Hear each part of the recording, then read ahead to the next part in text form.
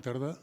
És que amb aquesta manera de començar puntuals ens hem adonat que estàvem tractant de començar una mica abans d'hora. Home, i tampoc s'ha d'exagerar. S'ha de començar puntual, però no abans de l'hora prevista. L'hora són les 6.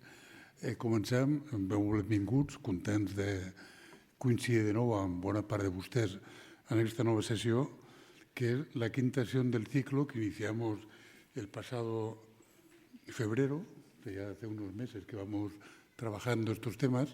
Entonces, recordarán que el lema global del ciclo es de Platón a Aristóteles, disfrutar o sufrir de la longevidad. Esto lo organizamos conjuntamente con la Fundación Ernest Lluch.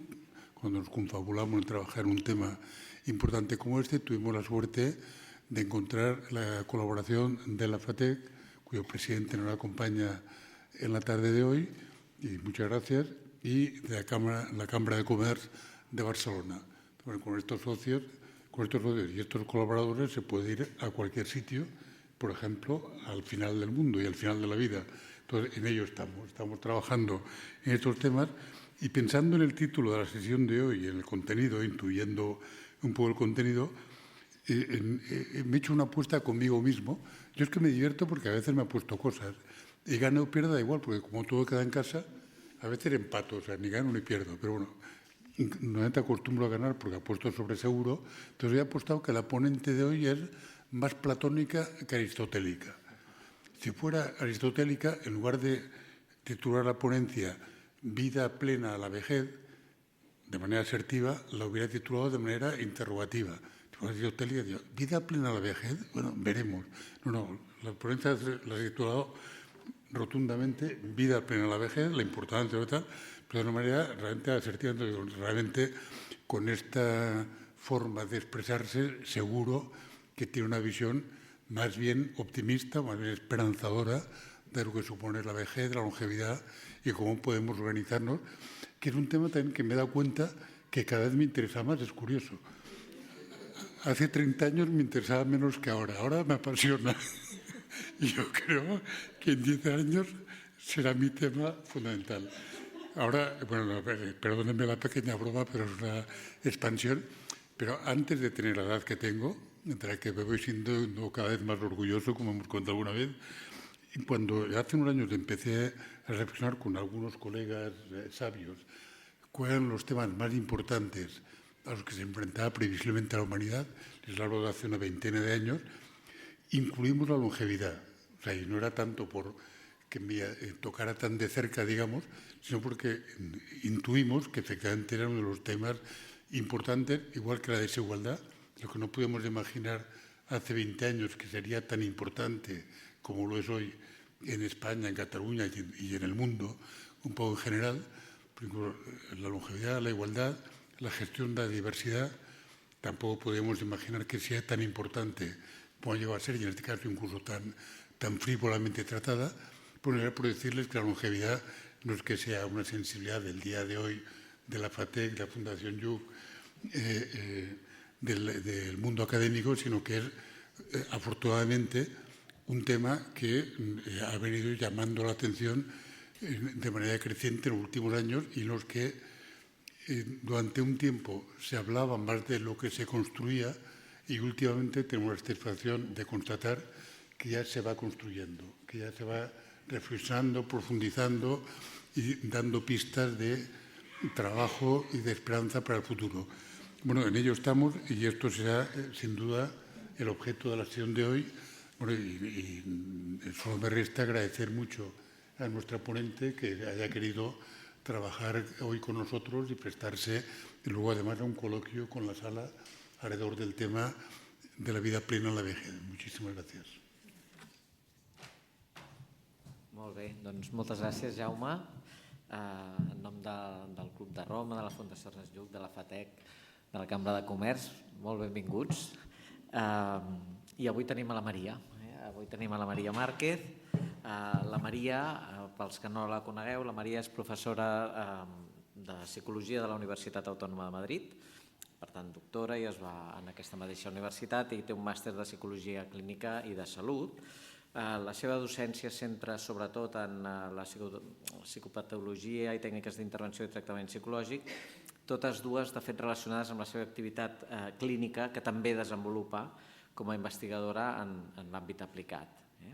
Les línies de la investigació de la Maria són dobles. Per un costat, hi ha tota l'anàlisi del procés d'estrès i com afrontar les persones que cuiden a la gent gran, els cuidadors, i totes les situacions de dependència també per part dels cuidadors, i l'eficàcia de les intervencions psicològiques dirigides a optimitzar el seu benestar.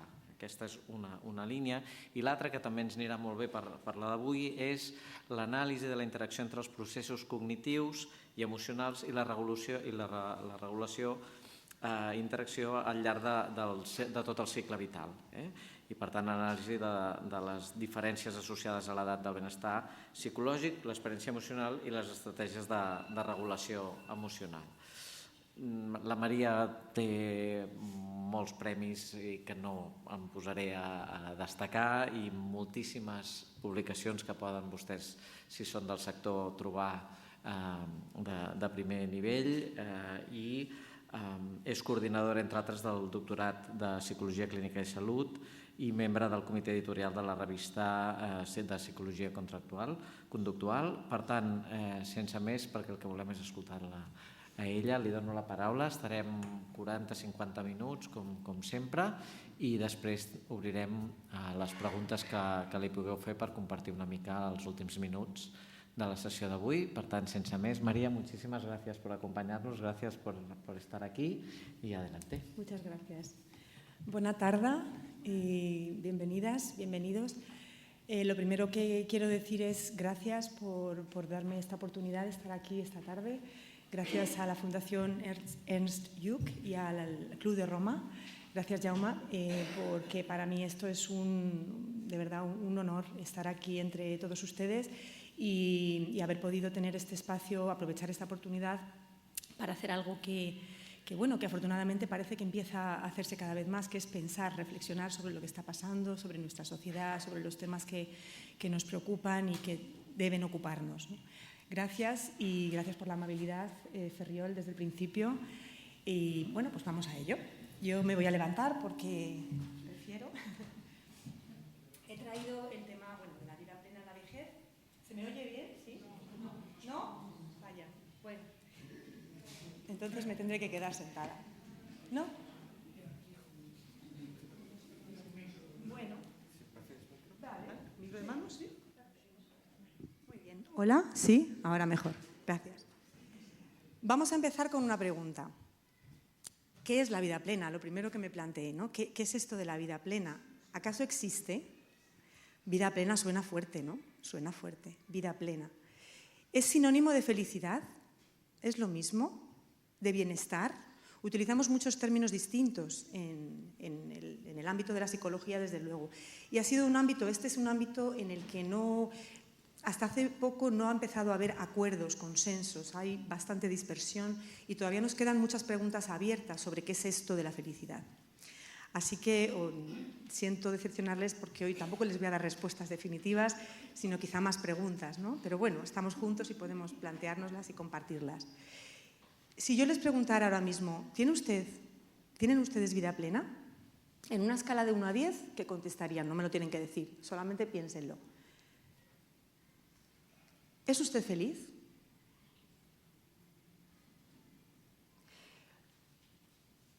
Más que el resultado de esta pregunta, lo que interesa aquí en este momento es qué procesos se han desarrollado en su cerebro para responder a esta pregunta.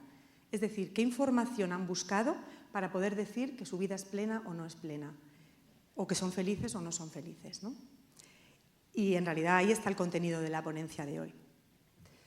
Y vamos a empezar con el caso de Manuel. Manuel es una persona conocida por mí, una persona con 95 años, con una excelente salud de hierro. Siempre se cuidó muchísimo, siempre muy preocupado por vivir más y vivir con calidad. Pues todo lo que le decían que tenía que hacer lo hizo, ejercicio físico, buena nutrición, nunca bebió, nunca fumó. Y en una ocasión le comentaba, pues firmaba yo por llegar a los 95 como usted, Manuel. Y dijo, pues me arrepiento de haberme cuidado tanto. Y digo, ¿por qué, Manuel? ¿Para qué quería yo vivir más? ¿Para qué quería yo vivir más? Si a mí nadie me dijo que esto iba a ser tan aburrido, que iba a tener tantísimo tiempo y que no iba a saber qué hacer con el tiempo. Desgraciadamente esto es algo que ocurre. Aquí he traído un trocito no de la experiencia de Manuel, sino de otra persona mayor, recogida en esa obra que pongo más abajo. Lo que yo pienso que es el gran problema de algunos mayores, yo diría, no se puede generalizar y también quería empezar por ahí. Vamos a hablar de envejecimiento, vamos a hablar de mayores, pero nunca podemos generalizar porque la heterogeneidad es la norma. Es esto que se conecta con el aburrimiento y la inmensidad del tiempo, que no sabemos cómo llenarlo, porque antes lo lleno con la energía del cuerpo, que te llena el tiempo. Y hay un momento en el que el cuerpo ya está muy domesticado por el tiempo y no importa cuánto tiempo tengas para algo, que el cuerpo ya no quiere. Bueno, van saliendo algunos temas. El mensaje que yo les vengo a traer hoy, efectivamente, es optimista, es positivo. Creo que podemos hacer cosas para evitar acabar con esa sensación de aburrimiento y de que nos arrepentimos de vivir tanto, ¿no? Podemos hacer cosas. En realidad, la experiencia de Manuel refleja algo que, desde mi punto de vista, ocurre muchas veces. Desde que nacemos, desde que somos niños, la sociedad, la estructura social en la que vivimos y la agenda vital que existe, hay una agenda vital transparente, pero que está ahí y que nos marca en cada edad, en cada etapa vital, nos va marcando qué es lo que se espera, qué es lo adecuado, ¿no? Pues un niño tiene que ir al colegio, un adolescente tiene que salir a divertirse, un adulto, ¿no? Nos va guiando. Entonces, si yo ahora les preguntara ¿para qué vivimos? ¿No? ¿Para qué vivir? La pregunta por el sentido de la vida. ¿Qué hace que mi vida merezca la pena? ¿Por qué me levanto? ¿Por qué se levantan ustedes todas las mañanas de la cama? Probablemente esto un niño de 11 años no se lo pregunta, ¿no? Un adolescente, pues probablemente tampoco, aunque ojo que la adolescencia está floja en los tiempos que corren, ¿no? Ahora iremos con ello. ¿Pero por qué? Porque la estructura social, la estructura de nuestras sociedades y esa agenda vital invisible marca y nos genera un andamio, hay un andamiaje social que nos va marcando lo que tenemos que hacer. De alguna manera es como estímulos, escenarios que nos van dando una guía para actuar y nos van ofreciendo los escenarios para ello. Nos van ofreciendo esos escenarios. ¿Qué pasa en la vejez? Que ese andamiaje se desdibuja bastante. Llega una edad en la que, ¿qué se espera? ¿Qué se espera a partir de los 70 años, 80 años? ¿Qué es lo adecuado en estas edades? ¿Qué es lo que la sociedad, esa agenda vital que tiene reservado para las personas de estas edades? Y ese es uno de los desafíos del envejecimiento, que esa estructura, esa guía, al final la tiene que poner uno, ¿no? Hay que hacer mucho trabajo de voluntad y de un papel activo a la hora de definir cómo quiero vivir mi vida. Pues sobre esto vamos a hablar sobre la vida plena, si es que existe, sobre el bienestar y la felicidad, vamos a ver qué desafíos trae el envejecer a nuestra vida, desafíos para ese bienestar y les traeré también una selección de claves que desde mi punto de vista pueden ser pistas para esta buena vejez, esta buena vida en la vejez. Bien, hablemos de filosofía en este primer momento. La psicología se asienta en la filosofía y necesariamente tenemos que rendirle tributo. Tradicionalmente ha habido como dos grandes escuelas de estudio del bienestar. ¿Qué es esto del bienestar? El bienestar se puede entender desde el punto de vista del hedonismo, y ahí pongo estas dos figuras que son las principales, para quienes la felicidad era un resultado del placer, de tener una vida placentera, ausencia de dolor. Sería el principio más importante para entender la felicidad. Al final, el fin de la vida humana consiste en conseguir el máximo de momentos de placer, de serenidad, sin perturbaciones. Y la otra gran escuela es la escuela de, ahora sí, Aristóteles, con la es una palabra un poco rara, eudaimonía, para quien la felicidad no era ni mucho menos el placer, sino la realización de los potenciales humanos. Es decir, al final, la naturaleza humana, cada uno debe desarrollar sus fortalezas, sus potencialidades. que se traducen en la práctica en virtudes, como la valentía, la justicia, la moderación, la sabiduría. La virtud no es innata al hombre, y esto es una diferencia con Platón, porque para Platón, de alguna forma, la naturaleza humana llevaba a la virtud, pero para Aristóteles hay que currárselo, hay que trabajárselo. La virtud no es algo que salga, sino que hay que trabajar, implica voluntad, implica esfuerzo. Pues de momento estas serían las dos grandes tradiciones de la filosofía de las que ha bebido la psicología y, por supuesto, aquí lo vemos en la actualidad del panorama del estudio de la felicidad. Tenemos dos grandes líneas, la línea del bienestar hedónico, que se evalúa precisamente con métodos como el que les he presentado al principio, ¿no? Pues, ¿con qué frecuencia se sienten emociones negativas, emociones positivas? ¿O cuál es el grado de satisfacción genérica con la vida? Esta sería esa línea de pensamiento que tiene que ver con el estar bien, afectivamente hablando, emociones positivas y menos negativas. Pero, como les he introducido ya, tenemos esa otra parte del bienestar.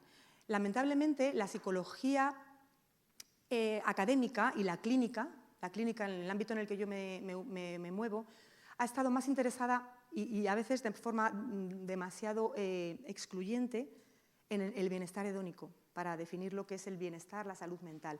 Y se ha olvidado un poquito del bienestar eudaimónico, aun cuando las bases en la filosofía ya lo teníamos.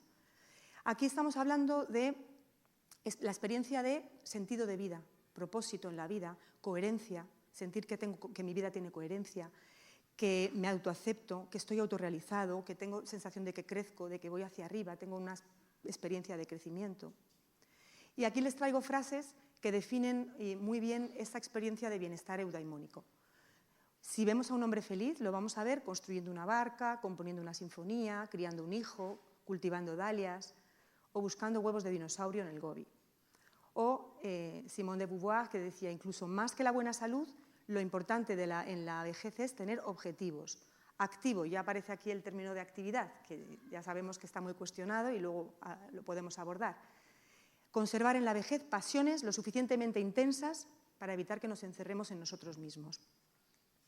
O el gran Viktor Frankl, del que hablaremos más ahora, que decía que la felicidad es como una mariposa. Cuanto más se la persigue, más se escapa, más huye.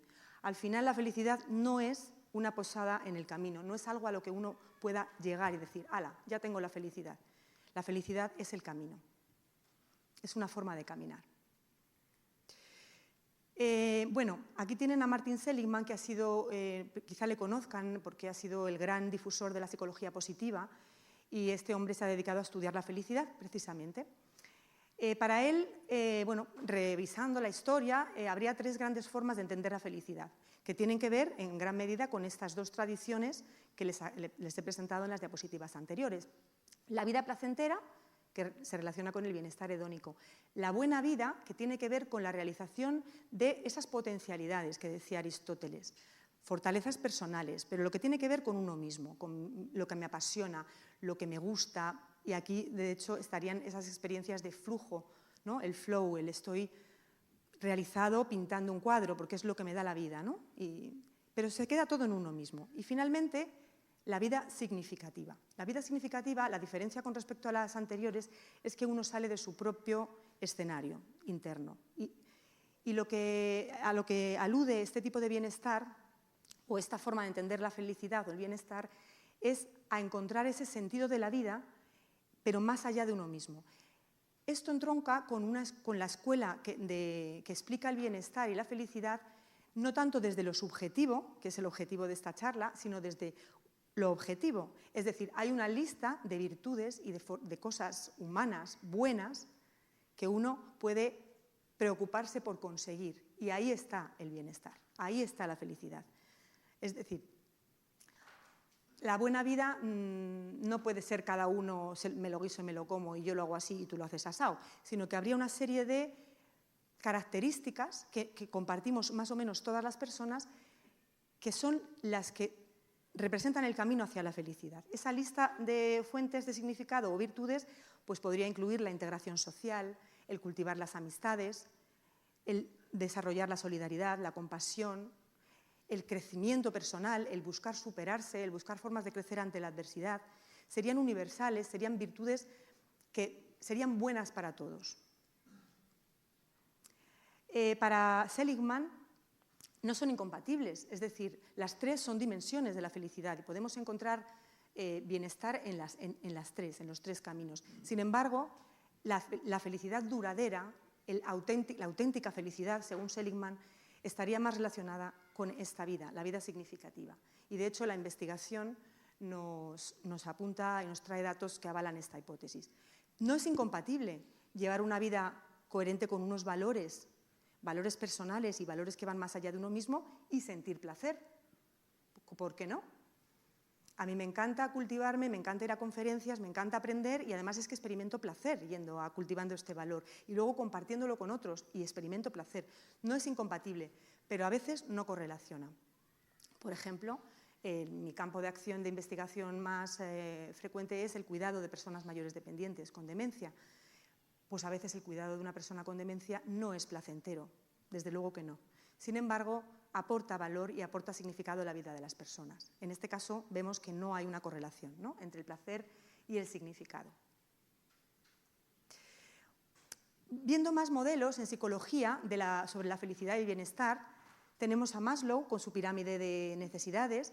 Estos modelos se relacionan con esta perspectiva más objetivista que plantea que hay una serie de universales que definen el bienestar humano. Entonces la persona va, en este caso, las necesidades más básicas, que serían, aquí las vemos, más relacionadas con lo hedónico, y a medida que subimos en la pirámide, hasta alcanzar la felicidad, ya tendrían más que ver con este bienestar eudaimónico también. Autorrealización, pero ahí, fíjense, ahí está la moralidad, la resolución de problemas, cosas que valen para todos, que sería, por eso les digo que se entronca bastante con el objetivismo. Otro de los grandes modelos que han influido muchísimo en el pensamiento sobre el bienestar y además en la vejez, concretamente, ya nos vamos acercando a la vejez, es el modelo de la teoría de la autodeterminación.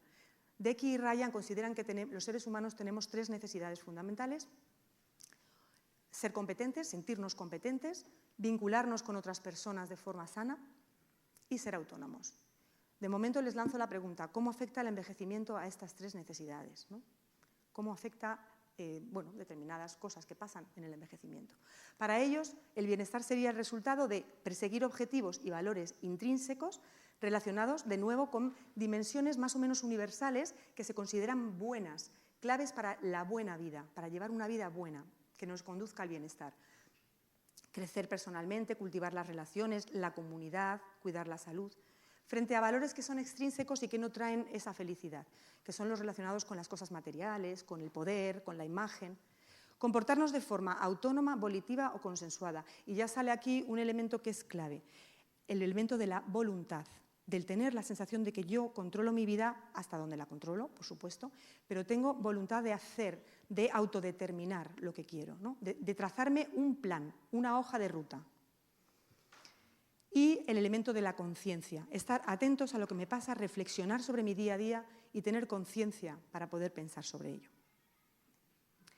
Y finalmente, así como modelos más genéricos sobre felicidad y bienestar, no podía faltar el de Carol Reeve, que precisamente ella quiso desarrollar un instrumento, porque la medición, hasta ese momento, la medición de la felicidad dejaba bastante que desear, la evaluación psicométrica, y ella diseñó un instrumento en el que sobre todo quería evaluar el bienestar de tipo eudaimónico. Identificó estas 6 dimensiones de bienestar eudaimónico, de nuevo planteadas como universales. Autoaceptarnos, tener relaciones positivas con otras personas, tener propósito en la vida, sensación de que mi vida tiene un sentido, tener sensación de crecimiento personal, dominio o control ambiental.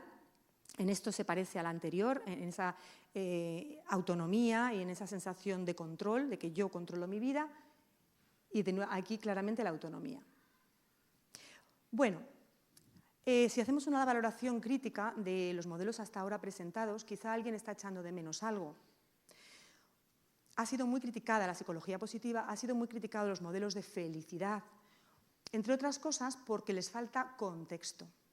Hablamos de lo subjetivo, pero no podemos hablar de lo subjetivo sin situar a la persona en su contexto, porque somos nosotros y nuestras circunstancias, como decía Ortega y Gasset, ¿no? Uno puede querer envejecer de maravilla y tener una vida maravillosa, pero está en un contexto social que en absoluto se lo favorece. Bueno, pues esta ha sido una de las críticas.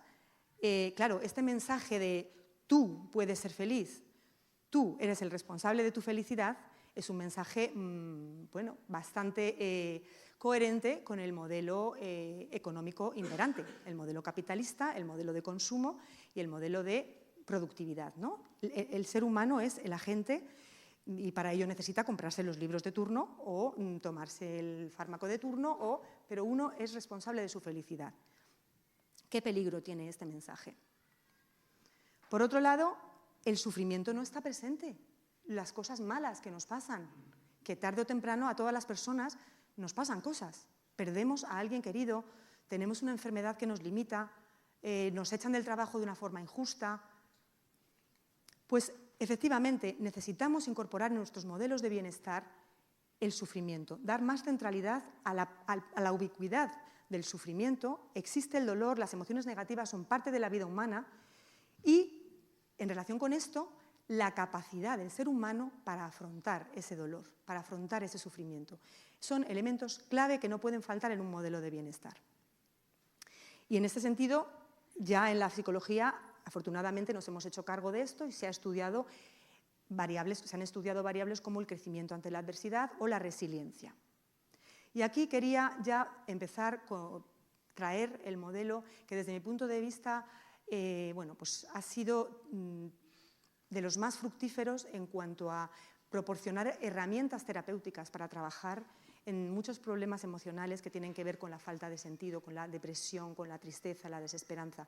Y es el modelo de Viktor Frankl. No sé si ustedes conocen a este psicólogo, bueno, en realidad era psiquiatra, estuvo en los campos de concentración, internado, perdió a su familia en los campos de concentración nazis y allí empezó a forjar su modelo terapéutico que recibe el nombre de logoterapia, la curación a través de la palabra. Bueno, las premisas básicas del modelo son que el ser humano está orientado al sentido, que una gran parte de los males y de los sufrimientos psicológicos, psíquicos, vienen de tener una vida vacía, la neurosis noógena que llamaba a él, a la falta de sentido, al no saber en qué dirección caminar, y que el sufrimiento forma parte inherente de la vida.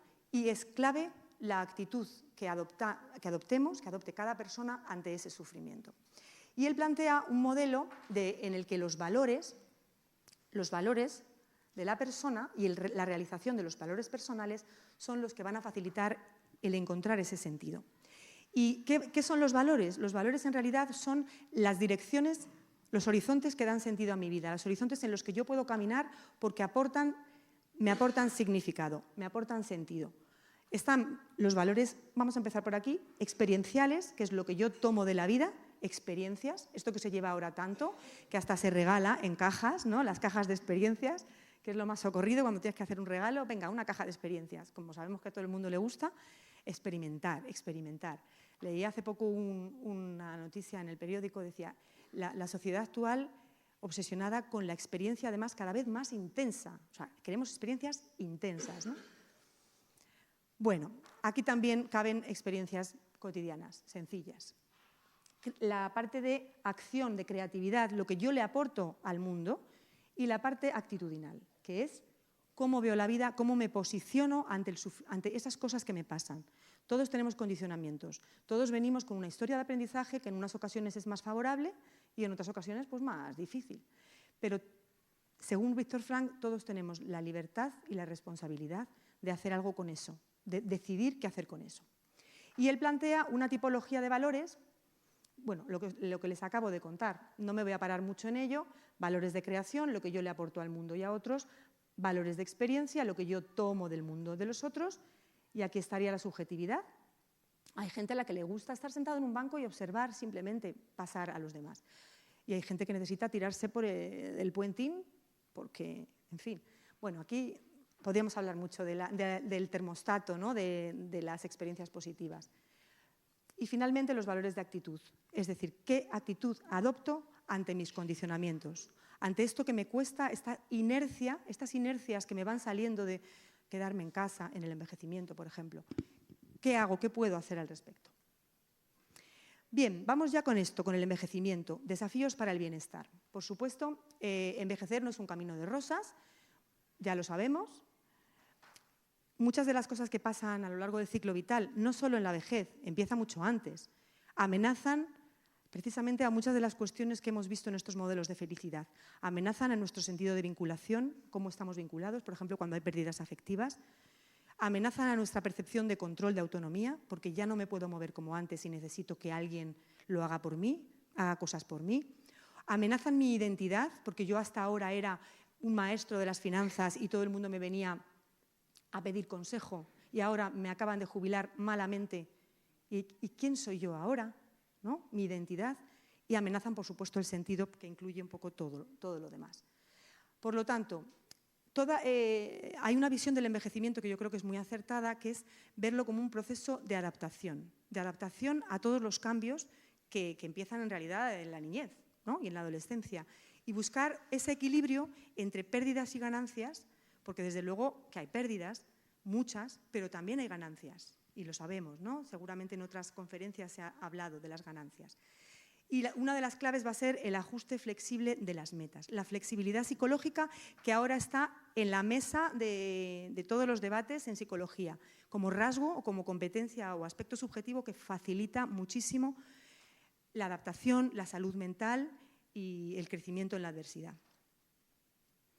Déjenme que les introduzca brevemente a qué factores moldean las trayectorias de envejecimiento. De acuerdo con uno de los modelos más influyentes, la perspectiva del ciclo vital, de Paul Baltes y Margaret Baltes, son de 3 tipos los factores que afectan a cómo envejecemos. Por un lado tenemos la parte biológica, los genes, la epigenética, los factores, bueno, mi cuerpo, lo que he heredado y no solo lo que he heredado, sino cómo ha sido mi nutrición, mi historia de vida, estilos de vida, deporte que he realizado, cómo está mi cuerpo. Por otro lado, el contexto sociocultural, es decir, en qué país vivo, en qué ciudad, qué creencias se tienen sobre el envejecimiento, estereotipos edadistas, están o no están, qué valor social se da a los mayores, a la vejez, qué concepciones se tienen. Y por otro lado está la persona, ¿no? Que iremos luego con ella. Vamos a pararnos un poquito en el contexto. Aunque la charla va de aspectos subjetivos, ya les he dicho que no podemos hablar de la persona o de los aspectos subjetivos sin contextualizar adecuadamente dónde estamos. La agenda vital que nos dice qué es lo adecuado a hacer en cada edad. La temporalización de los roles, que explica, por ejemplo, la angustia de una mujer de 45 años que no ha sido madre y que ve que se le pasa el reloj biológico, está llegando y quiere ser madre, por ejemplo. La agenda vital marca oportunidades y sanciona también. Y si no, fíjense, si ustedes van a un bar y ven a estos chicos, o van por un parque y ven a esta pareja. Probablemente, pues piensen, ay, qué bonito el amor, o qué bien se están divirtiendo. Y sin embargo, si vieran estas otras imágenes, a que probablemente no experimentarían lo mismo. ¿A que no? Seamos sinceros, que estamos aquí en confianza. ¿Por qué? Porque ahí está la agenda vital, ahí está la cultura, ahí están las ideas y las creencias, la imagen social del mayor, que ya eres muy mayor para hacer estas cosas, o esas otras, ¿no? Pues esto marca la vida de las personas. Esto nos marca, porque uno, antes de hacer esto, le viene el pensamiento de, anda, ¿cómo nos vamos a dar un beso aquí con toda la gente que está pasando? ¿Qué van a pensar? Estereotipos edadistas que son interiorizados, porque luego se convierten en autoestereotipos, que eso es lo malo, porque si se quedaran fuera, ningún problema, pero si yo me los trago y vivo mi vida de acuerdo con esos autoestereotipos, pues llega el perfil de persona mayor, como decía Rocío Fernández Ballesteros, catedrática de gerontología y una gran maestra para mí, las personas yoyas, los abuelos yoyas, yo ya no sirvo para esto, yo ya no puedo hacer lo otro, yo ya no puedo hacer lo otro, los abuelos yoyas. Bueno, pues efectivamente envejecer es desafiante, tanto por la parte biológica, porque aparecen problemáticas de salud, los sistemas van envejeciendo, los sistemas orgánicos, no al mismo ritmo en todas las personas, ojo, y además, cada vez envejecen más tarde, con esta ampliación de la vida que estamos teniendo gracias al desarrollo de la ciencia. Pero el caso es que sí, disminuye la capacidad de reserva y por la parte social se nos limitan escenarios de acción, se nos limitan oportunidades para el desarrollo de roles y de actividades significativas. Por ejemplo, la jubilación forzosa. Hay muchas personas que se ven obligadas a jubilarse cuando están en pleno rendimiento y en el mejor momento de su carrera, sintiéndose útiles, capaces, dando respuestas a sus compañeros más jóvenes y ala, por edad te tienes que ir a la calle. Bueno, la sociedad en la que vivimos amenaza el sentido en la vejez, amenaza la sensación de, la percepción de vinculación humana. Y si no, vamos a verlo. ¿Cómo está nuestra sociedad? Y esto podría llevarnos a otro ciclo de conferencias. Productividad, consumo, placer, disfrute, belleza, narcisismo. Estamos en un momento cultural muy particular. Los valores en alza son la competitividad, el éxito, el hiperrendimiento, la rapidez, la inmediatez, la presión de tiempos, el hedonismo, el placer. Se rechaza bastante el malestar, el sufrimiento como algo anómalo. Las tiendas de Mr. Wonderful venden, vamos, son millonarias, ¿no? Todo bonito, todo. Instagram. ¿Quién cuelga en Instagram una cara triste o mirad qué mal lo estoy pasando? Poca gente. Cuelgas las fotos de tus vacaciones en la playa, qué maravilla, mira con lo que estoy comiendo, healthy, en fin, todo este tipo de cosas. Luego, condiciones de la sociedad como la falta de conciliación familia-trabajo que hace que las personas en general estemos cansadas, sobre todo los que estamos en la rueda todavía de la multiplicidad de roles. Trabajamos, criamos hijos, trabajamos mucho, actividades extraescolares para arriba y para abajo. Estoy proyectando un poco también mi vida aquí, ¿eh? O sea que, bueno, y probablemente la de muchas personas. Por otro lado, se han perdido instituciones sociales que daban cohesión. La vida comunitaria, la vida en los barrios, las redes vecinales, antes estaban más activas. Afortunadamente esto está cambiando, yo creo que empiezan a activarse en muchos sitios. Faltan espacios intergeneracionales. En gran medida, las personas mayores no encuentran con facilidad espacios en los que vivir con personas de otras edades, ¿no? Al final hay actividades donde en el centro de mayores, ¿no? Y es difícil cruzarse. Yo todavía me acuerdo lo que sentí cuando dejaron salir en la pandemia a pasear, que pusieron un horario distinto a las personas mayores, ¿lo recuerdan? Una nueva forma de discriminación, ¿no? Cuando las personas mayores estarían deseando ver niños, ver personas de otras edades. ¿Cómo encaja la vejez en este marco social? ¿Cómo encaja el envejecimiento? El envejecimiento que se caracteriza muchas veces por todo lo contrario a esto. Hay tiempo, hay calma, hay sosiego, los tiempos son más largos, se valora y se recupera la belleza de simplemente observar, de simplemente contemplar y disfrutar, de lo sencillo, de las pequeñas cosas. Aparece el dolor, aparece el sufrimiento, porque aparecen enfermedades. Esto no casa con este marco, ¿no? que acabamos de pintar. Posible necesidad de ayuda o cuidados cuando estamos en un mundo individualista en el que yo me lo guiso, yo me lo como y yo soy hipercompetente, no necesito a nadie. Al final hay un choque. Y desgraciadamente creo que hay desafíos importantes para la conexión, para experimentar conexión social, conexión humana y sentido en la vejez. Muchas personas mayores sienten y experimentan dificultad para encajar. No solo personas mayores, ojo, también personas de mediana edad y personas jóvenes. Pero lo que decía al principio, hay una falta de andamiaje en la vejez, mientras que en otras edades sí que hay estímulos que te dicen un poco por dónde ir, lo que puedes hacer. Tienes el trabajo como estructura que te sujeta, tienes el rol de madre o el rol de padre. En la vejez todo esto se diluye bastante. Y por otro lado, está ese choque generacional que yo creo que está detrás de muchos malestares en la vejez. El percibir que la vida, que la sociedad va por un lado, mis hijos van por un lado y yo voy por otro, ¿no? Mis hijos, sí, me vienen a ver, pero vienen 5 minutos, la visita del médico, la calidad de la visita es muy mejorable, tienen otras prioridades, tienen otros asuntos. Y en general, la vejez no gusta a esta corriente social que hemos retratado ahí en esta diapositiva anterior de la inmediatez, del hedonismo, de los gimnasios llenos, de la belleza, el culto al cuerpo, pum pum. La vejez no es algo fácil de encajar.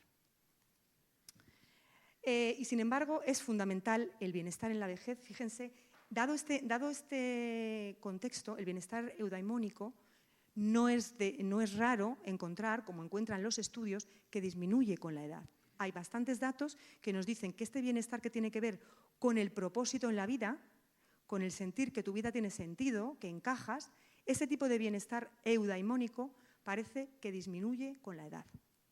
Pero es que es lógico, si no facilitamos esos escenarios para la acción, para encontrar ese sentido, para actuar esos valores, pues lo que ocurre es eso.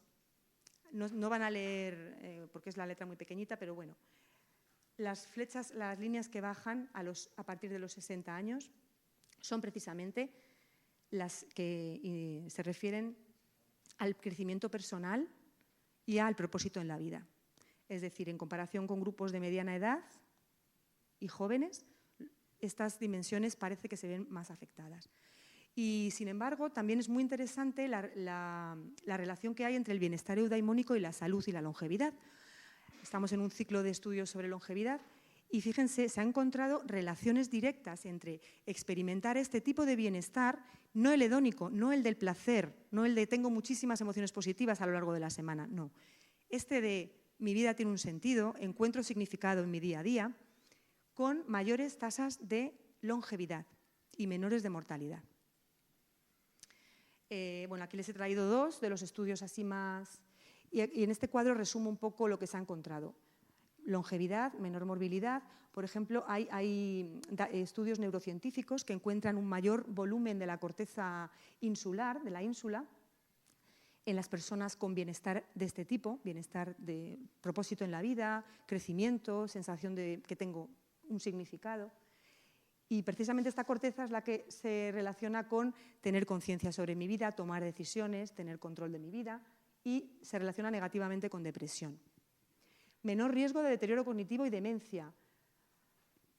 Luego, interesantísimo, en estudios post-mortem, donde analizan los cerebros una vez que se ha fallecido la persona, han encontrado que cerebros idénticos en daño cerebral vinculado a las demencias, las placas seniles, ¿no? Todas estas cosas que se encuentran sobre todo en el Alzheimer, iguales los cerebros, sin embargo, en las personas que tenían este bienestar eudaimónico alto, no estaba tan afectada la función cognitiva.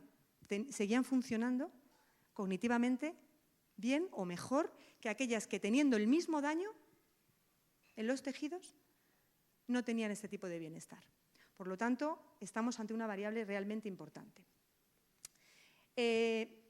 Recapitulando, el envejecimiento supone cambios, pérdidas, limitaciones y, en cierto modo, es como una encrucijada. Ante la que nos vamos a encontrar o se encuentran o se han encontrado en algún momento. ¿Y ahora qué? Hay una gran heterogeneidad y esto depende de los recursos que uno tenga, recursos personales, aspectos subjetivos, de los cuales ya hemos hablado de algunos, pero también de recursos del contexto, mi red social, mi red de apoyo. Y en esa encrucijada, y esto es un poco simplificar, no simplemente hay dos caminos, hay caminos intermedios, pero sí, haciéndolo más simple, estaría la vía de la desconexión, que desgraciadamente es la que adoptan algunas personas, como ya no estoy funcionando como antes, como yo no encuentro espacios, como ya todos son obstáculos, como salir a la calle me provoca dolor, pues me quedo en casa directamente. O la vía del compromiso con la vida, del seguir cada día regando las plantas de mi jardín, es decir, vinculado con mi proyecto, con esa actitud, y aquí ya sale la palabra actitud, autodeterminación, aceptación de las limitaciones y adaptación a ellas. De nuevo, el término ajuste flexible de metas, flexibilidad psicológica para poder adaptarme a todos estos cambios y mantenerme en el curso de la vida. Ojo, la vejez es tan grande, el periodo que llamamos vejez es tan grande, que es que son 60 años. Es que si hacemos caso a los estudios, vamos a vivir 120 o podemos vivir 120 años, cada vez más personas. Y si empezamos a contar la vejez desde los 60, esto es una barbaridad, ¿no? Ya afortunadamente se están estableciendo distinciones en la investigación entre personas mayores jóvenes, personas mayores medianas, personas mayores mayores. En cualquier caso, es verdad que para facilitar que la persona adopte esa vía, la vía del compromiso con la vida, del bienestar y de la vida plena, necesita muchas veces ayuda, necesita recursos, necesita andamios. Y muchas veces no están.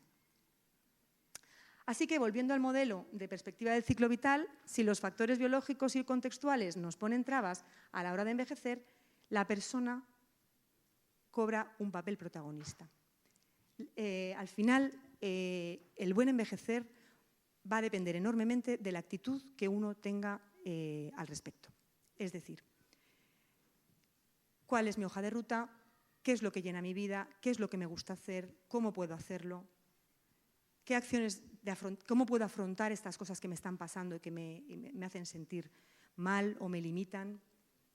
Y aquí la conciencia, el ser personas conscientes, ¿no? La reflexión, el pensar sobre mi vida y los valores personales van a suponer un recurso fundamental. Una guía, al final los valores son como una brújula, una guía para definir el propio lugar en el mundo, ¿no? Y para ir revisando cómo encajo yo en este mundo, porque quiero seguir encajando. Esa es la actitud, quiero seguir encajando y no bajarme del barco como algunas personas deciden en todo su derecho, por supuesto. Y ya llegamos a la parte final, que serían, bueno, pues las claves, qué claves o qué pistas.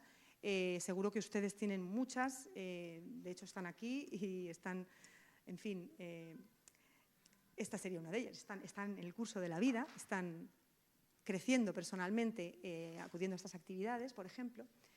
Al final es clave la adaptación y la resiliencia ante todos los cambios que se producen en la vejez.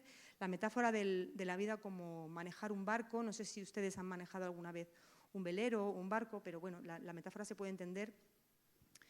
Los vientos pueden ser muy fuertes y pueden amenazar con tirar el barco, pero si uno sabe bandearlos, ¿no? Y sabe llevarlos, lo pasa mal, pero al final puede conseguir llevar el barco a puerto, ¿no?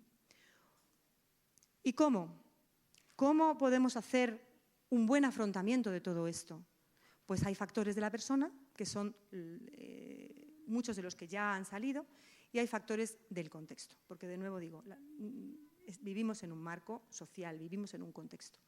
Vamos a pararnos en factores de la persona, y ahí les presento las tres grandes teorías en gerontología que explican el envejecimiento, planteando mecanismos y procesos de adaptación.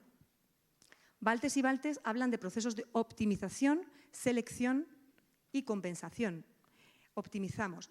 A medida que envejecemos y que encontramos limitaciones en algunas funciones, optimizamos. Primero seleccionamos, ya no nos podemos dedicar a tantas cosas o ya no puedo tener tantas actividades, tantas destrezas. Voy a seleccionar aquellas que me gustan más y en ellas voy a trabajar especialmente, las voy a fortalecer especialmente, las voy a optimizar. O procesos de compensación.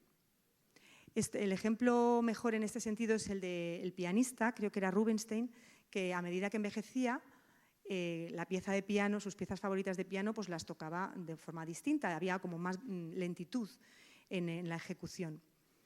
Entonces él lo que hacía era, aposta, tocaba la pieza mucho más despacio para que pudiera optimizarse el contraste con los trozos de la pieza que eran más alegres, ¿no? Entonces adaptaba la pieza para que la esencia de la misma se mantuviera, tocando en general todo más despacio, para que se siguiera notando el contraste. Hay muchos factores que obviamente facilitan un envejecimiento mejor, ¿no? No podemos pararnos en todos, el nivel educativo sin duda es uno de ellos, los factores de personalidad, es decir, personas que de toda la vida han sido más abiertas a la experiencia, han tenido más flexibilidad, pero ojo, que no se entiendan estos factores como factores rígidos, que yo he nacido así y ya está, y así me muero, nada de eso. Todo esto se puede trabajar y se puede... Y de hecho en las intervenciones psicológicas lo hacemos y con éxito. Y no necesariamente yendo al psicólogo, uno lo puede hacer también solo, muchas veces. La historia de aprendizaje, pues, ¿qué experiencias haya tenido cada uno? Experiencias, por ejemplo, sociales. Pues es que he tenido muy mala suerte. El acoso en los colegios ahora está un poquito mejor, ahora se oye menos, pero hemos tenido una época que era acoso, bullying a todas horas. Pues claro, experiencias de rechazo social de ese tipo probablemente marcan a una persona a la hora de vincularse, que hemos visto que es una de las necesidades, ¿no? Según muchos de los modelos, la conexión humana. Entonces, bueno, habilidades sociales, ¿qué estrategias tengo para afrontar los cambios? Y aquí mi intención a lo largo de toda esta charla ha sido resaltar esta parte de los valores, la claridad de los valores. ¿Cómo quiero que sea mi vida? ¿Qué aporta significado a mi vida? ¿Y qué la colorea? Y si no lo he descubierto, todavía estoy a tiempo de hacerlo. Esa es la buena noticia. Hay multitud de estudios que encuentran cómo efectivamente el significado personal, la experiencia de que mi vida tiene significado cada día, además, no necesariamente cosas muy abstractas, cosas de un significado muy trascendente, de voy a salvar a la humanidad, no. El día a día, el saludar a mi vecina cuando me cruzo, el cruzarme unas palabras con ella y esperar aunque tenga prisa, por ejemplo.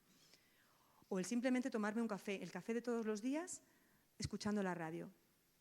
¿No? La sencillez muchas veces, no es necesaria el activismo, ese activismo que nos ha vendido el modelo de envejecimiento con éxito. Hay que hacer.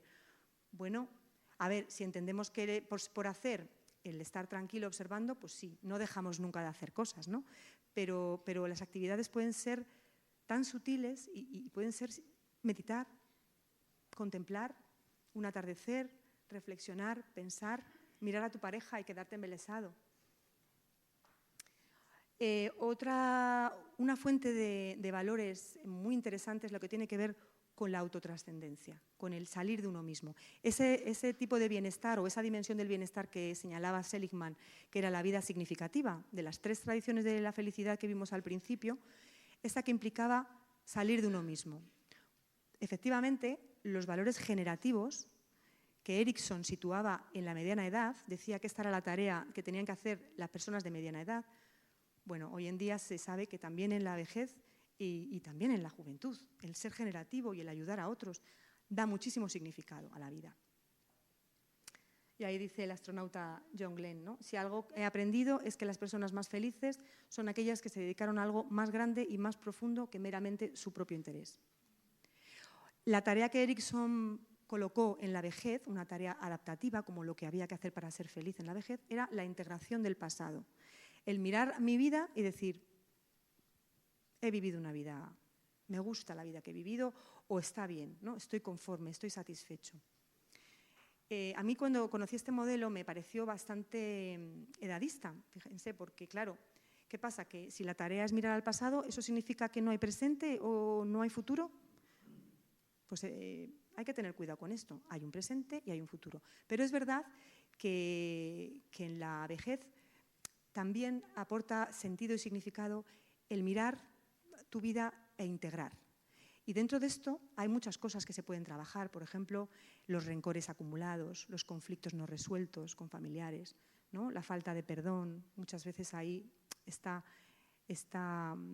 obstaculizando, ¿no? Está impidiendo que fluya, otras veces no. En fin, aquí sí que cada persona es un mundo y tenemos casos únicos y en cada persona, ¿no? El tema de la trascendencia y la espiritualidad.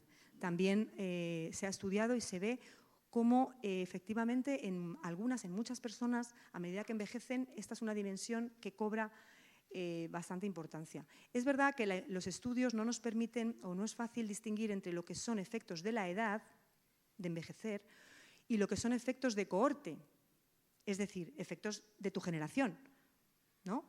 En mi generación la religión era central y yo he aprendido a ser católica y voy a misa todos los días, me aporta sentido, pero es por mi generación, no porque esté envejeciendo, ¿no? De hecho, lo he hecho toda mi vida. Pero sí que hay algunos teóricos, por ejemplo, Tornstam, este hombre, ha traído una teoría muy interesante que es la teoría de la gerotrascendencia, que él sí que dice que con el envejecimiento se produce esta acentuación de lo trascendente, de lo espiritual, y no entendiendo esto como religión necesariamente, sino como conciencia del mundo, como conexión con el cosmos, con un ente superior, si se quiere o no, conexión entre los seres humanos. Es muy interesante esto, ¿no? Y al final él plantea que sería una fase final en una progresión natural hacia la madurez y la sabiduría.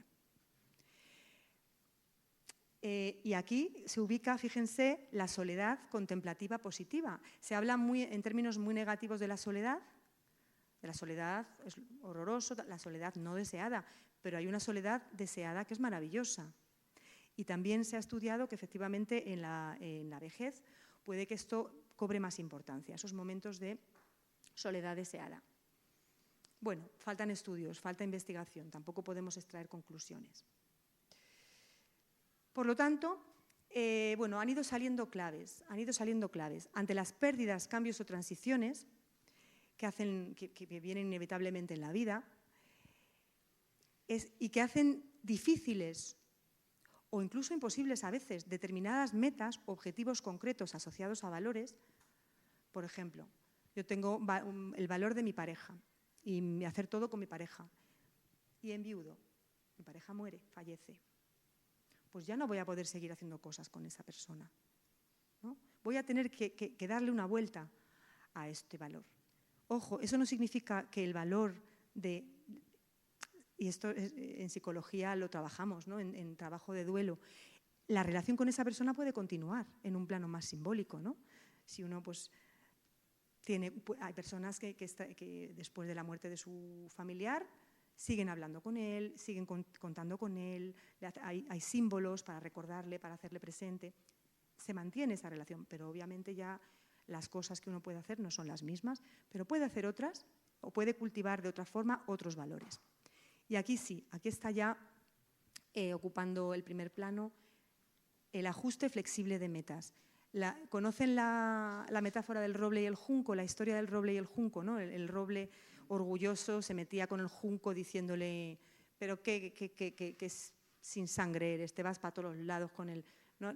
Hoy estás aquí, mañana estás allá, no tienes personalidad, no tienes fortaleza. Mírame a mí cómo estoy, el rey del bosque, ¿no? Pues vino una tormenta con un aparato eléctrico impresionante, rayos, truenos, y el roble acabó pues malamente. Y sin embargo, el junco ahí estaba. ¿Quién era más fuerte de los dos? Aquí está, a mí me gusta mucho porque simboliza esta variable de flexibilidad psicológica que facilita mucho el afrontamiento. ¿Cómo podemos ajustarnos de forma flexible a esos cambios? Por ejemplo, aprendiendo a abandonar metas no realistas. Es decir, es que esto ya no es posible, ¿para qué voy a seguir dándome cabezazos? Puedo hacerlo de otra manera. Y puedo engancharme en nuevas metas. Puedo aplicar aquí estrategias de acomodación, que serían quitarle valor a la meta que ya no puedo hacer. Bueno, o sea, me gustaba, pero tampoco era para tirar cohetes, ¿no? A lo mejor encuentro algo que me gusta más. Busco nuevas formas de vivir el valor. Por ejemplo, la jubilación. De repente me despojan de un rol que me aporta un montón de cosas relacionadas con un valor muy importante, que es el valor de sentirme útil para otros. Bueno, ya no puedo sentirme útil asesorando a mis compañeros en la oficina, pero ¿puedo sentirme útil de otra manera? Seguro que sí, ¿no? Y es un proceso de descubrimiento, dar valor a nuevas metas. Aquí la apertura a la experiencia es clave. Hay que estar dispuesto a salir de la zona de confort. Es decir, las rutinas de siempre llegan a un punto que ya no valen. Hay que abrir un poquito y decir, venga, me atrevo, me expongo, ¿no? Y seguir definiéndonos cada día. Es decir, como decía José Luis San Pedro, este economista y escritor excelente y tenía un pensador referencia para muchos, decía, yo no sé lo que soy, con 90 años o con 80 y pico, decía, yo no sé lo que soy, porque cada día sigo siendo y cada día me estoy volviendo a definir, ¿no? O David Bowie, que decía, el envejecimiento es un proceso extraordinario en virtud del cual te conviertes en la persona que siempre deberías haber sido, ¿no? Es bonita esta frase. Como que al final ya tienes esa libertad de decir, esto es lo que yo soy.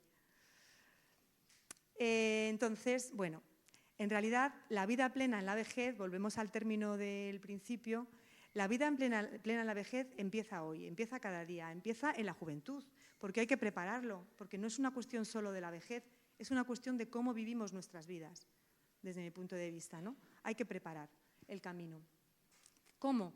Teniendo conciencia del ciclo vital, es decir, teniendo esa conciencia de que mi vida va a pasar por diferentes etapas y que tengo que tener hoja de ruta, ¿no? Que es bueno tener una hoja de ruta que me guíe, ese andamio que en las edades más jóvenes nos lo aporta la sociedad, pero que va a llegar un momento en el que nos lo tengamos que hacer nosotros. Conocer, descubrir mis valores personales, que a veces no los tenemos descubiertos. ¿Cuáles son esos deseos, esos motivos, de esas visiones de la felicidad, del placer? Claro que sí.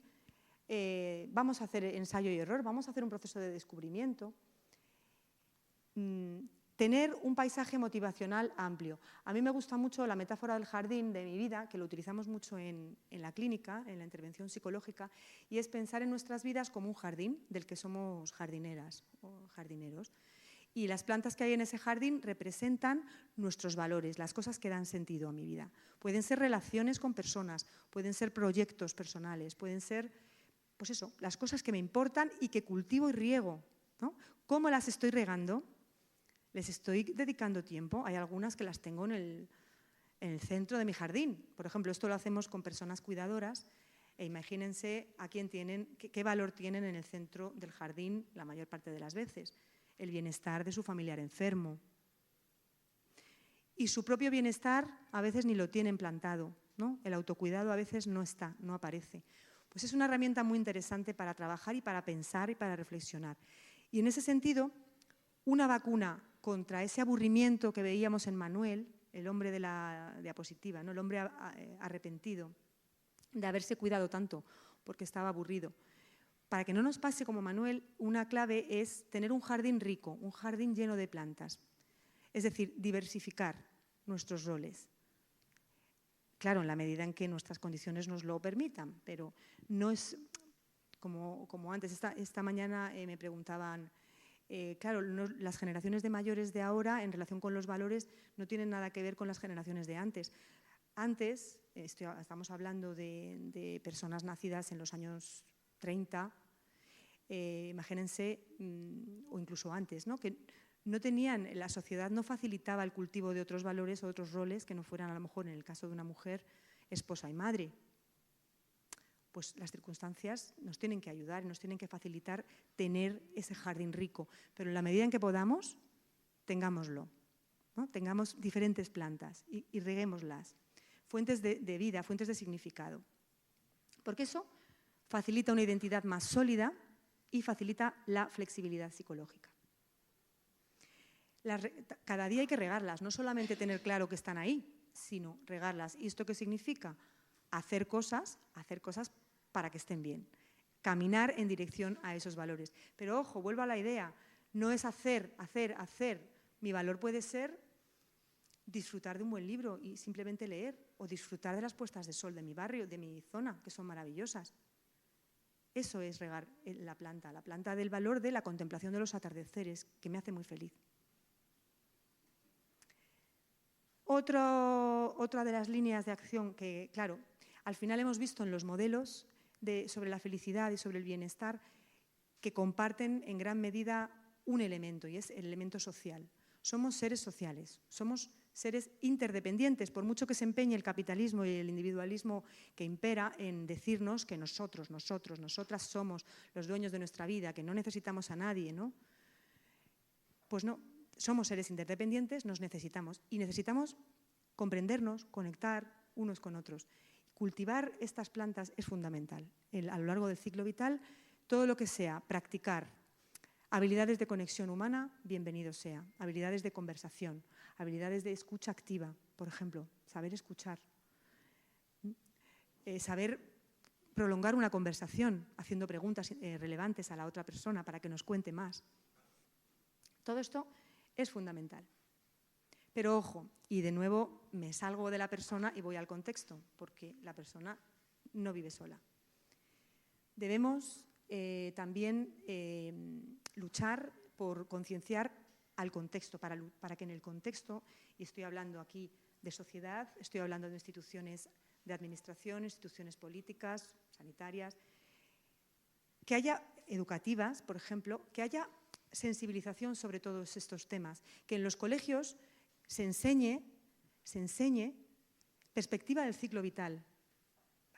Perspectiva del ciclo vital, que se enseñe a los niños que el sufrimiento existe, que antes o después a lo mejor van a tener que cuidar.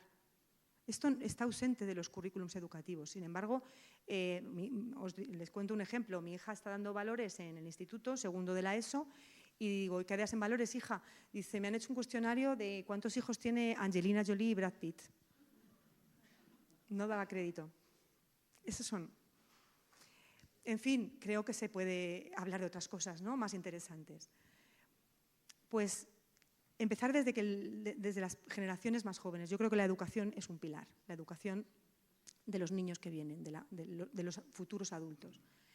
Crear y potenciar sistemas de detección, atención y seguimiento de las personas que estén en situaciones de vulnerabilidad para esa vida plena, vulnerabilidad ante ese bienestar, porque estén atravesando una transición, por ejemplo, personas en transición a la jubilación, personas con una enfermedad recién diagnosticada o personas en duelo o personas que acaban de entrar en una situación de cuidado familiar. Que la sociedad esté sensible y que haya recursos, y estoy hablando de recursos concretos, sistemas de atención primaria, los ambulatorios, los centros de salud. Saben que los psicólogos todavía no estamos en los centros de salud, con lo bueno que podríamos hacer ahí. No solo nosotros, también otras profesiones, pero en este caso estoy hablando de la psicología. Estamos empezando a estar, afortunadamente son buenos tiempos, se están abriendo las puertas para crear dispositivos de atención que permitan eso, estar sensibles, que cuando el médico de cabecera observa, que son los que tienen más relación, observa señales, pues que pueda anticiparse y que pueda prevenirse y no intervenir cuando ya la persona está en depresión. Y entonces sí, el fármaco de turno, la polifarmacia, la polimedicación, que desgraciadamente es un enorme problema en nuestro país. Fármacos y fármacos y fármacos. Y simplemente la atención es revisarlos de vez en cuando, subirlos, bajarlos, cambiarlos, con los efectos secundarios que hay detrás. Bueno, esto sería también otro tema. Crear más escenarios para el desarrollo y crecimiento personal, es decir, para facilitar que las personas sigamos encontrando sentido, sigamos pudiendo tener un proyecto de vida, una hoja de ruta con 80, con 90 años, facilitemos espacios en los que podamos hacerlo, espacios intergeneracionales, facilitar trabajo, incluso remunerado, ¿por qué no?, más allá de la jubilación, para quien quiera, el mentoring o la tutorización, participación social ciudadana, ya lo hay, afortunadamente hay muchos sitios en los que la persona puede desarrollar estos roles, pero más, tiene que haber más. Y al final, transformar los valores de la sociedad en general. En ese sentido, instituciones como el Club de Roma, como la Fundación La Caixa, estáis haciendo una labor tremenda, ¿no?, porque creo que siempre dais con los temas que desde mi punto de vista son los temas, ¿no?, los temas de los que hay que hablar. Revisar hacia dónde vamos. ¿Facilita la buena vida los valores que tiene nuestra sociedad? Hay que repensarlo. Somos interdependientes y no individuales. Tenemos que construir una sociedad para las personas, para las familias, para la conexión humana y no para la desintegración social. Luchar contra el edadismo, seguir luchando y mirar la vejez, mirar a las personas mayores, cambiar nuestra mirada de, a ver, ¿qué necesitan de nosotros? No. ¿Qué necesitamos nosotros de ellos? ¿Cómo podemos aprender de ellos? ¿Cómo podemos aprovechar el enorme potencial de capital social, sabiduría, riqueza que pueden aportar? Y bueno, ya para terminar quería acabar con esta frase que me parece que resume bastante bien algunas de las ideas que han salido, que es un trozo del discurso de Francisco Mora en el acto de investidura de Rita Levi, premio Nobel, neuróloga, premio Nobel cuando tenía 77 años, le dieron el premio Nobel. Y fíjense qué bonito lo que dice Francisco Mora. Envejecer con éxito debe ser difícil, porque debe ser difícil mantener activa esa hoguera en nuestro cerebro, esa hoguera que llamamos emoción por la vida. Es verdad que el encendido de esa emoción está dentro de nosotros, en nuestro cerebro, pero el mantenimiento del fuego se hace desde fuera, en donde hay que buscarlo. El fuego emocional que nos mantiene vivos a cualquier edad solo se puede mantener con una interacción constante y perseguida de compromiso con el mundo. Y esperemos, como sociedad, facilitar cada vez más a las personas que mantengan ese compromiso con el mundo, porque es la clave del bienestar. Muchísimas gracias por su atención.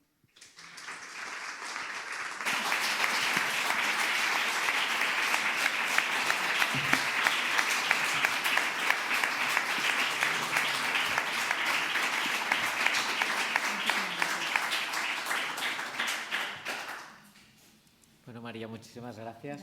Buscaremos el sentido, como decía Frankl, y tenemos un rato para compartir alguna pregunta que tengan, alguna reflexión. Empezamos por aquí, continuamos por detrás, empezamos por aquí delante. No, perdona, vamos por orden y vamos ahí.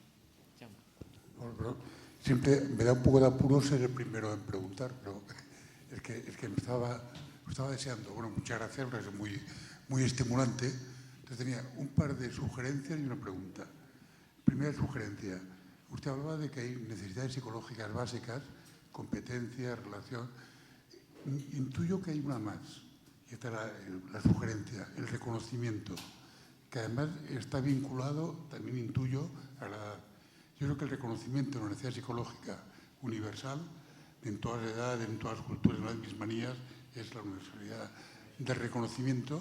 Pero además mi experiencia personal y social es que es mayor cuanto mayor se hace la persona. Es decir, un adolescente quizá tiene una necesidad de reconocimiento que una persona de 60 o de 90 años.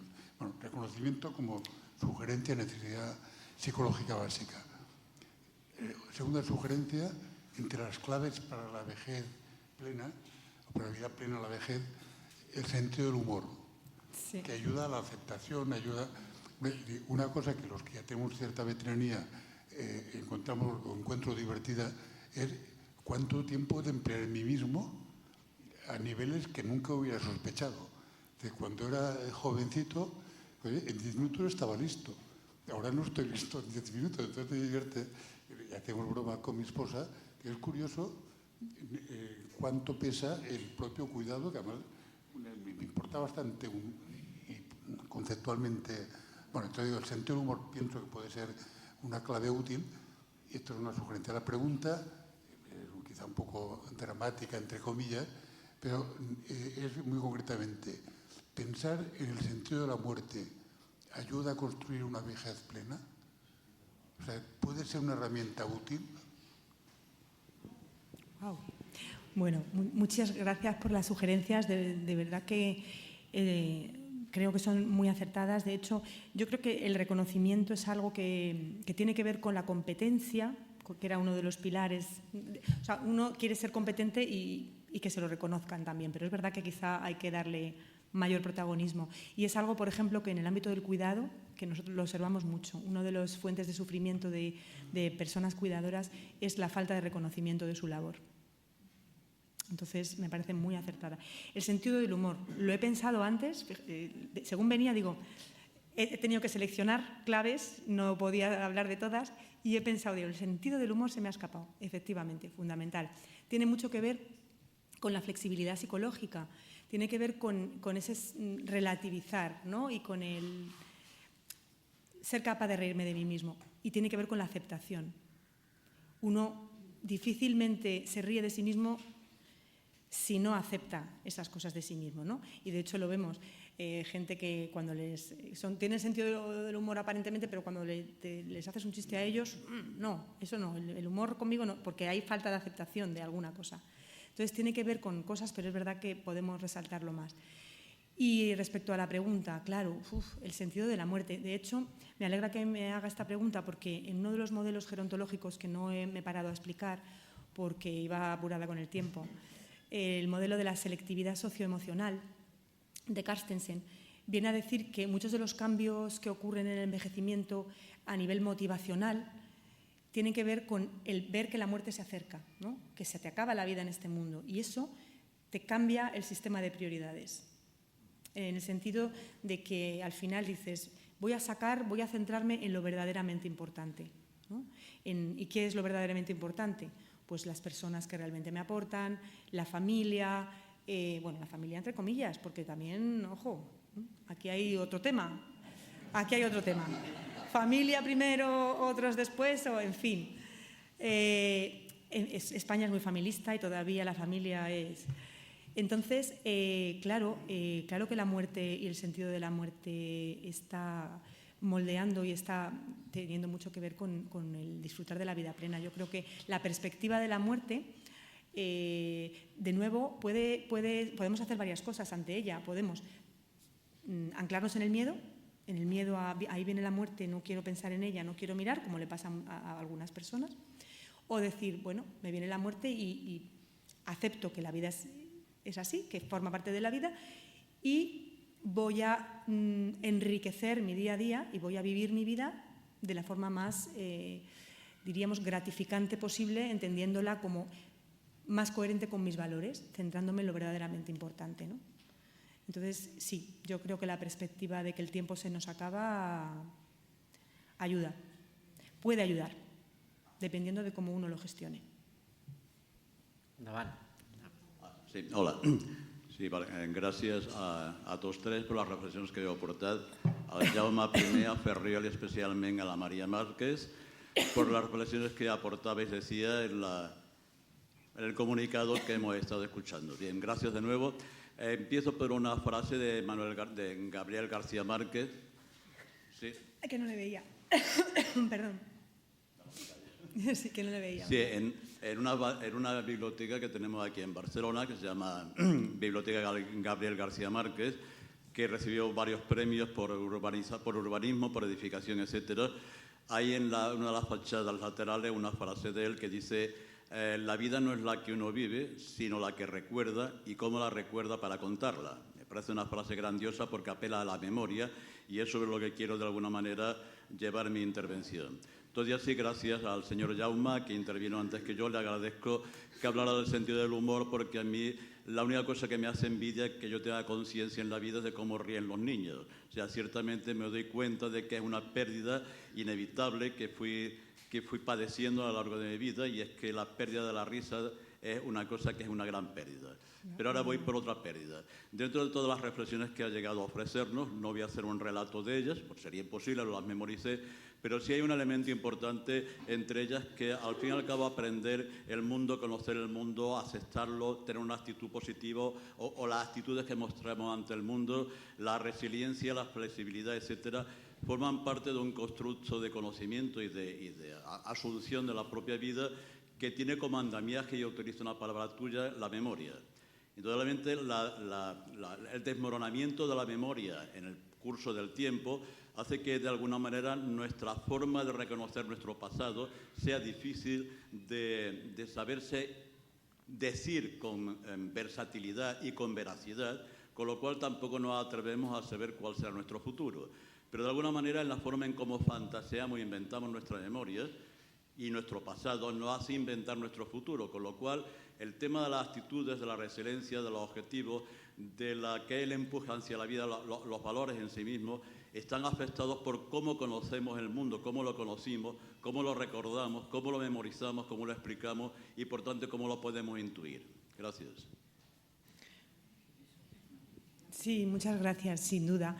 A ver, es muy interesante. Ha traído puntualizaciones muy interesantes que nos llevarían también a pararnos mucho en, por ejemplo, me venía cómo se evalúa la felicidad, cómo estamos midiendo la felicidad de las personas, preguntándoles, por ejemplo, en el último mes, ¿con qué frecuencia se ha sentido alegre? Una cosa es lo que nos diga y otra cosa es lo que realmente haya pasado, ¿no? Y de hecho ahora cada vez más se piden metodologías combinadas en las que, por un lado, esté la pregunta retrospectiva, en la que se le pide a la persona que nos diga cómo se ha sentido, pero también que se mida en el momento el estado de ánimo o la emoción.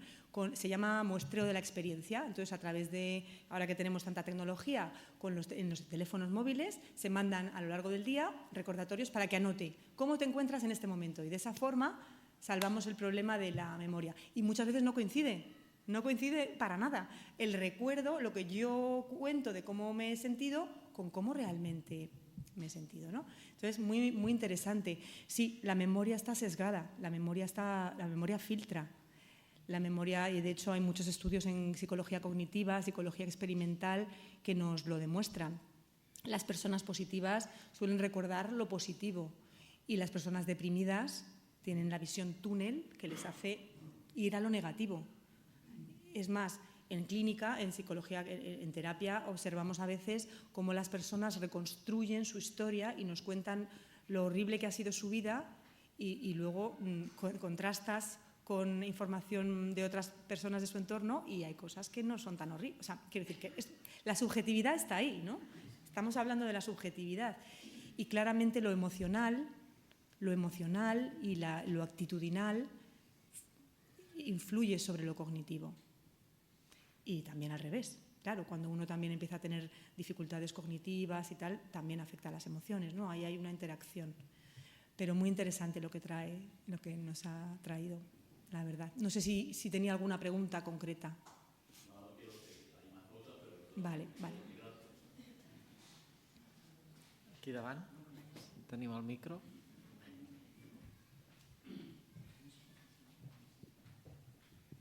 Gracias. Hola, buenas tardes. En principio, felicitarte a María porque hoy no nos ha dado una charla aquí, sino creo que nos ha dado una lección magna de que es el tema del envejecimiento y tal. Yo quisiera hacer una reflexión relativa al mundo intergeneracional. Nosotros venimos de una generación en la cual los mayores eran cuidados por los más jóvenes. Había dos generaciones que vivían más o menos juntas. Hoy en día es fácil encontrar 4 generaciones en filiación directa, hijos, padres, abuelos y bisabuelos, pero viven juntos, están relacionados y la sociedad ¿cómo los ve? Los jóvenes de hoy en día, los líderes políticos de hoy en día, ¿cómo ven a las personas mayores? ¿Se dan cuenta que algún día serán mayores? Creo que aquí hay un camino largo a recorrer. Quisiera esta reflexión y saber su opinión al respecto. Bueno, muchas gracias por el tema que acaba de traer. Yo creo que está cambiando todo tanto. Yo a veces tengo la sensación de vértigo porque, no sé, no me da tiempo a digerir tanto cambio. Ha cambiado, las relaciones entre las generaciones de las familias ha cambiado, pero todo esto tiene que ver con lo que planteábamos antes, ¿no? Con lo que se veía en la diapositiva. Tenemos una sociedad orientada al trabajo, al rendimiento, a la competitividad. La conciliación familiar y laboral es muy pobre, muy mejorable. Estamos cansados, es una sociedad cansada. Hay un libro de un filósofo coreano que se llama Byung-Han, que habla de la sociedad paliativa, la sociedad del cansancio. Estamos cansados y cuando llegamos a casa queremos ponernos la serie de Netflix, desconectar, encefalograma plano, que dice la frase, y poco más. Entonces, luego tenemos más actividades, aparte del trabajo, extraescolares, porque a los niños ya les estamos adoctrinando en la vida ocupada. Entonces, claro, te queda tiempo, fin de semana, ¿qué hago? A ver a los abuelos. ¿A qué abuelos? A estos. Y el otro día a los otros. Si están separados, ya necesitamos 4. Es tan difícil compatibilizar el espacio con las familias porque ahora ya no vivimos juntos. Es verdad que antes se vivía, las casas eran más grandes, se asumía como algo mucho más natural que la madre, la abuela viniera a vivir. Pero eso ya, primero, no cabe. Es que no caben las casas, ¿no? No cabe. No te puedes comprar una casa grande como para alojar a tus padres. Desde luego yo me pongo en mi lugar y digo no. Pero luego, esto es un tema material, pero luego aparte, es que no, en tu esquema de vida, el individualismo nuevamente. Es tu vida y la de tus padres es la suya. Y es que está cambiando la forma de entender la familia, de entender la forma de relacionarnos unos con otros. Y da miedo, a mí me da miedo. No sé, no le puedo dar soluciones o estoy bastante perdida en ese sentido.